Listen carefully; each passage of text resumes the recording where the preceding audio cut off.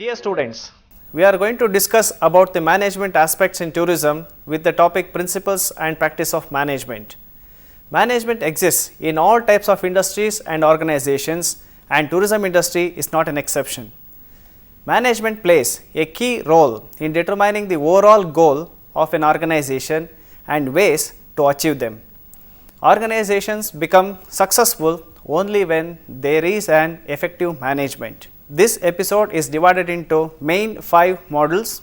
They are overview of management, scope of management, 3 levels of management, managerial skills, management and administration. Let us start with the overview of management, that is introduction to management. Management is not a new concept. Since the time when humans began forming groups to accomplish complex tasks which they could not achieve as individuals, managing those groups became essential in order to bring together the individual efforts. Now, society has depended very much on group efforts. Ever since large organized groups have come to existence, the task of managers have kept on rising. We are all the managers of our own lives, and every day we are managing our professional, social and personal lives. Hence, the overall development of an organization largely depends on management. Management coordinates all organizational activities like a band master of an orchestra. Meaning of management. There is no one meaning which can be assigned to the term management, but generally management can be said as the process of devising and maintaining an environment in which individuals working together as groups for efficient accomplishment of goals. In other words, management is an art of getting things done through group of people with the effective utilization of available resources. Definitions of management. One popular definition gave by Miss Mary Parker Follett. According to her, management is an art of getting things done through people.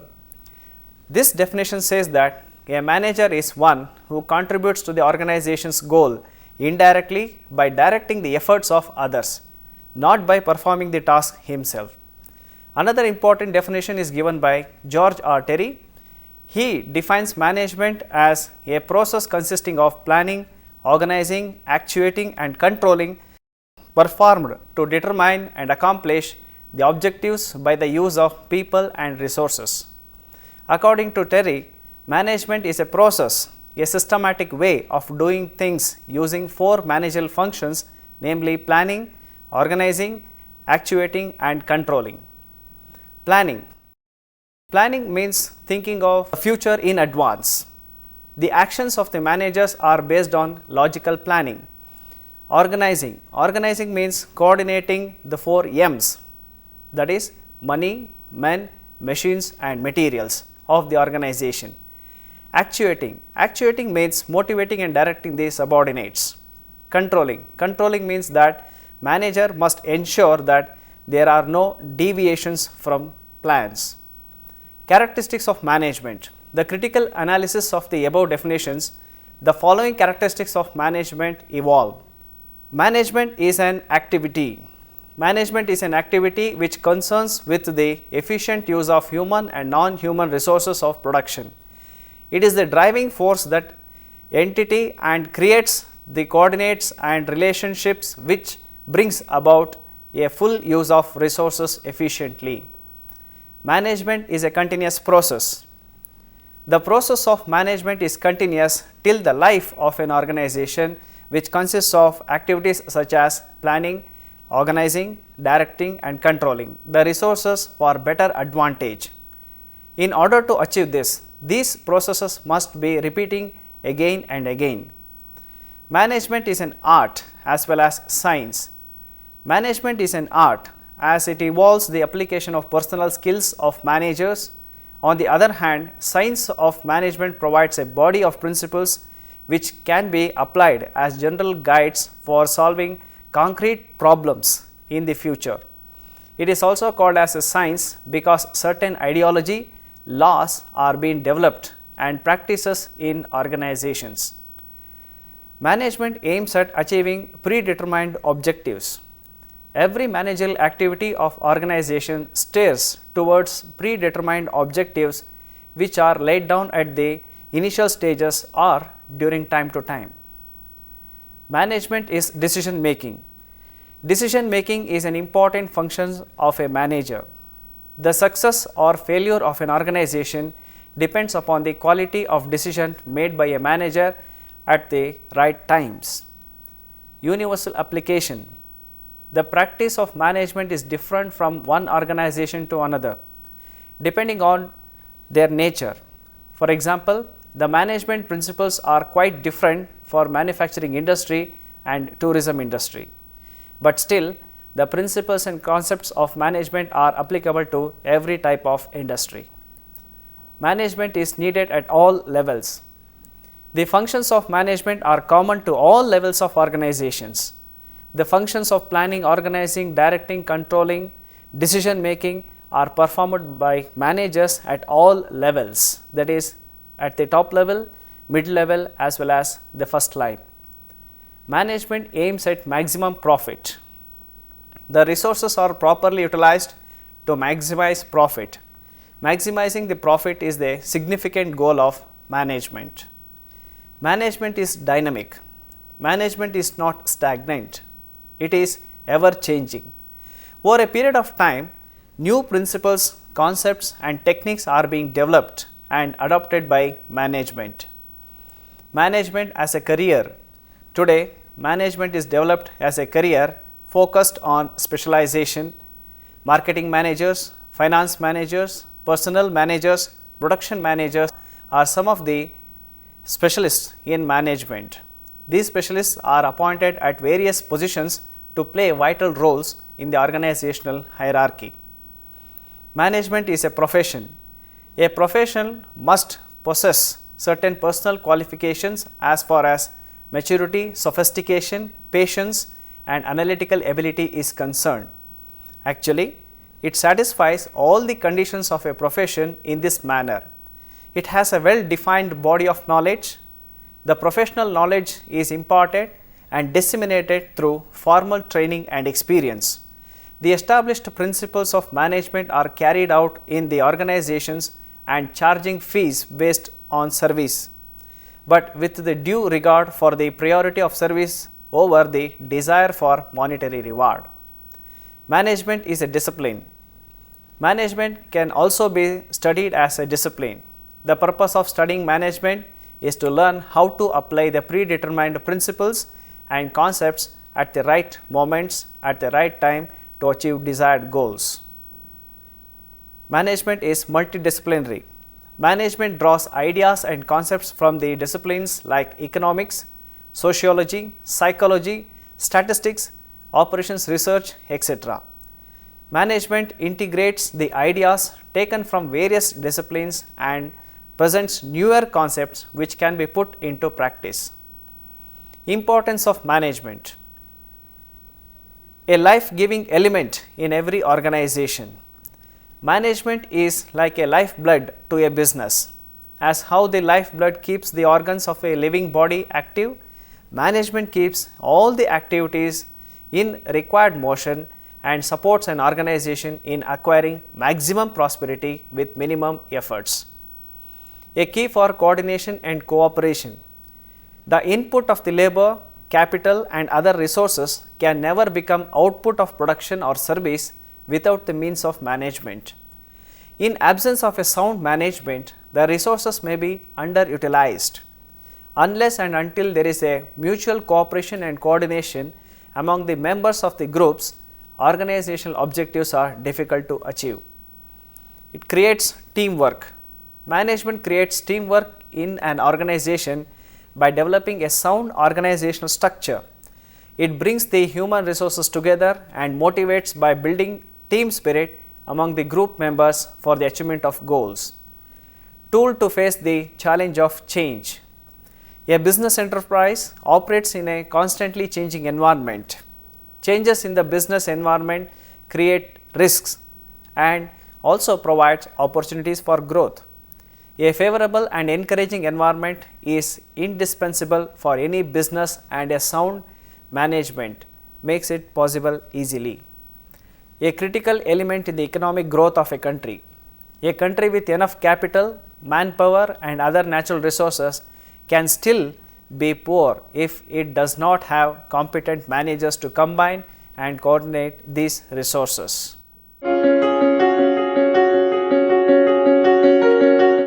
Scope of management. The scope of management can be broadly classified into two areas: profit motive organizations, non-profit motive organizations. Profit motive organizations. The term management is often heard in large profit motive organizations because their survival is mostly dependent on its efficiency and effectiveness. Examples of large business include industrial firms such as Toyota, Tata Motors, and commercial banks such as SBI, Axis Bank, ICICI Bank, etc. Transportation companies such as Lufthansa, Jet Airways, etc., and many other types of profit motive businesses. Although management primarily associated with large businesses, effective management is also essential for small businesses too, which play an important role in the country's economy. Non-profit motive organizations. Non-profit motive organizations mainly focus on intangible goals such as education, recreation, social services, public protection, etc.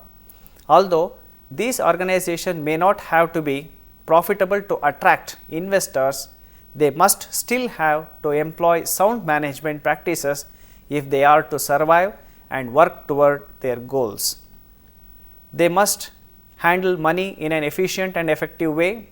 If they begin to spend large portions of contribution received from the public, they would lose the confidence of contributors and also the donations which they receive.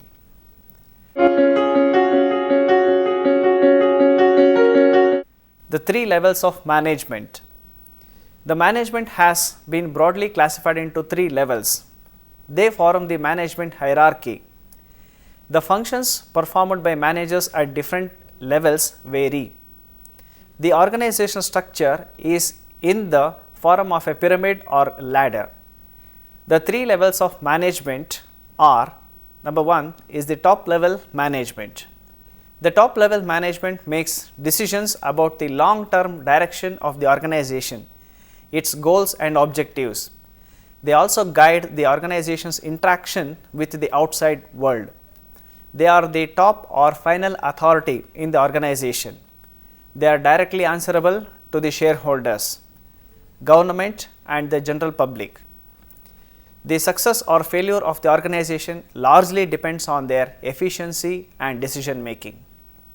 This level consists of board chairman, the company presidents, the executive vice presidents, board of directors, managing director, etc. Top management comprises of relatively small group and is responsible for the overall management of an organization and requires more conceptual skills. The main role of the top level management is summarized as follows. The top level management does mostly the work of thinking, planning and decision making with respect to the determination of the objectives, policies and plans of the organization. They mobilize available resources. They prepare long-term plans of the organization which are generally made for 5 to 20 years. Top level management has maximum authority and responsibility. The second one is the middle level management. The middle level management consists of the departmental heads, branch managers and the junior executives. The departmental heads are finance managers, purchase managers, etc. The branch managers are the head of a branch or local unit. The junior executives are assistant finance managers, assistant purchase managers, etc. The middle level management is selected by the top level management. The middle level managers require more managerial, human relations and technical skills.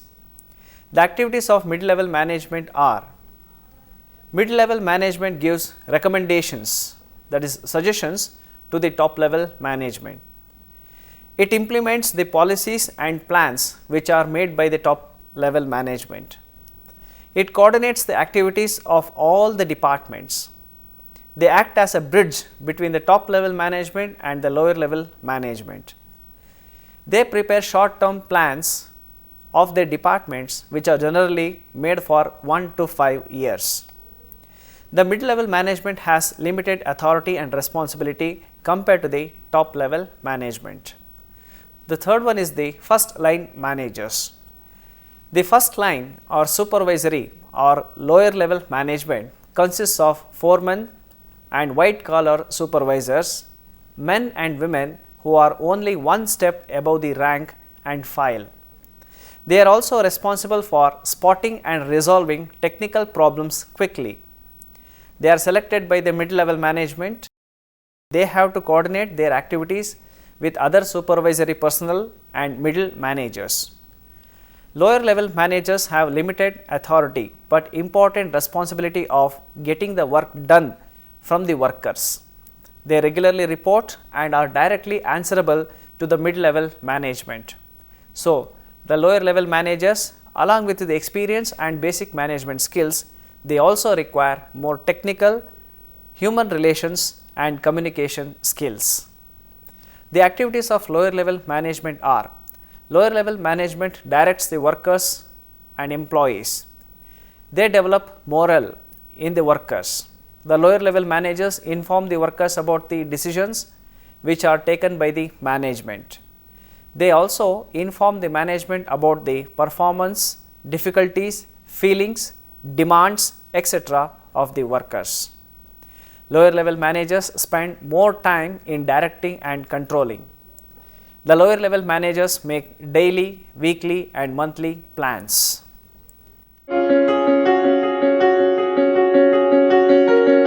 Managerial skills. Managers need certain skills to perform the duties and activities associated with being a manager. According to management skills, effective managers must be competent in 3 different skill areas. They are: number 1 is the conceptual skills. Conceptual skills involve an understanding of the different components of the business. It also involves visualizing the future, direction in which an organization is to move. Planning, deciding and organizing are the specific activities that require conceptual skills. The members of the top level management need more of the conceptual skills as they have to foresee the future of the organization. The second skill is the human relations skills. Human relations skills are more needed by the middle level management. These skills consist of the ability to understand the work and workers and to motivate them to perform more efficiently. Human relations skills include training, motivating, managing personal stress, managing conflict of the workforce effectively. The next skill is the technical skills. Technical skills are the ability to use the tools, follow the procedure and specialized knowledge and technique to perform the work. This might include competency in financial management techniques, general and specific computer skills, etc. These skills are required by the first line or lower level management. Roles of a manager. Apart from the routine tasks of planning, organizing, directing and controlling, managers also need to play a variety of significant roles. The Canadian academic Henry Mintzberg identified 10 separate roles in managerial work. Each role defined as an organized collection of behaviors belonging to an identifiable function or position. They are broadly classified into interpersonal roles, informational roles, decision roles. The interpersonal roles. This role is concerned with a manager's interaction with people both within and outside of the organization. There are 3 types of interpersonal roles. The first one is the figurehead role. In this role, a manager has to perform duties of ceremonial nature, such as attending social functions and other special occasions of valuable customers and employees as a representative of the organization. The second one is the leader role. A manager's leader role involves leading the subordinates, motivating and encouraging them. Liaison. In liaison role, a manager serves as a connecting link between his organization and outsiders. Managers must cultivate contacts outside his vertical chain to collect information useful for his organization. The second type of roles are the informational roles. Informational roles involve communication. There are three types of informational roles. First one is the monitor. A manager continuously collects information about all the factors, activities happening within or outside organization which affects his activities. Disseminator. As a disseminator, a manager passes some of his privileged information to his subordinates who otherwise not be in a position to collect it. Spokesperson. As a spokesperson, a manager represents his organization while interacting with outsiders like customers, suppliers, financiers, government and other interested parties. The third category of managerial roles are decisional roles. Decisional role involves choosing the most appropriate alternative among available alternatives so that organizational objectives are achieved in an efficient manner. In his decisional role, manager performs 4 duties. Entrepreneur. A manager assumes certain risk in terms of outcome of an action. A manager constantly looks out for new ideas and seeks to improve his team in order to adapt for changing environment. Disturbance handler. In this role, a manager acts like a policeman and control the forces and events such as strikes, shortages of raw materials, employee complaints and grievances etc., which disturb normal functioning of the organization. Resource allocator. A manager is also responsible for optimum and efficient allocation of resources for the achievement of the organizational objectives. Negotiator. In his role of negotiator, manager negotiates with various groups inside and outside of the organization. Such groups are employees, shareholders and other outside agencies.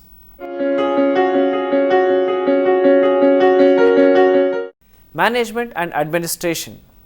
Some scholars urge that the skills required to run a business is known as management and the skills required for the performance of government departments and non-profit institutions is known as administration.